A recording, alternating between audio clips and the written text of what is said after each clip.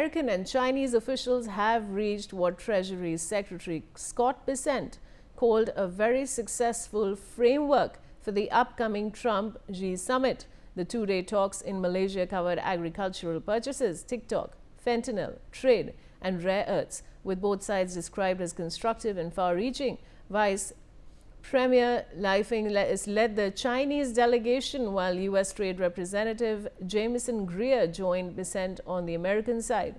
Trump is now set to meet President Xi Jinping in Japan during the APEC summit, their first face-to-face since Trump's return to office. He says he's aiming for a complete deal covering trade, Taiwan and global security issues. And I have my colleague Brian Thomas with me. Brian, now America is projecting that this is a successful meet. Is it actually that successful? What can you see there? As of now, the second day of trade negotiation between both US and China appear to make significant headway, raising hopes for a breakthrough meeting between Xi Jinping and Trump.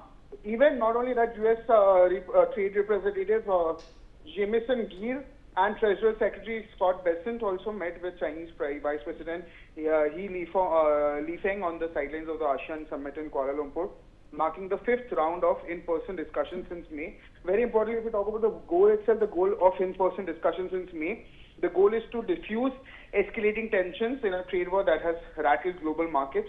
There also present in talks was Li Shenggan, who is China's chief trade negotiator, and this is also in talks as both sides seek to prevent a major escalation ahead of Trump's threat to impose 100% tariffs on Chinese imports from November 1st.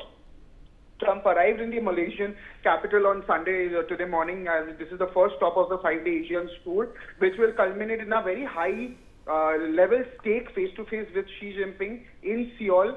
And this positive outcome in Kuala Lumpur would also clear the way for that meeting, though Beijing has yet to formally confirm Xi's participation. But yes, now White House has also announced it publicly also, and very importantly, the key talking points is, very importantly, that would be the Chinese purchase of US soybeans, part of the lingering dispute over the 2020 Phase 1 trade deal.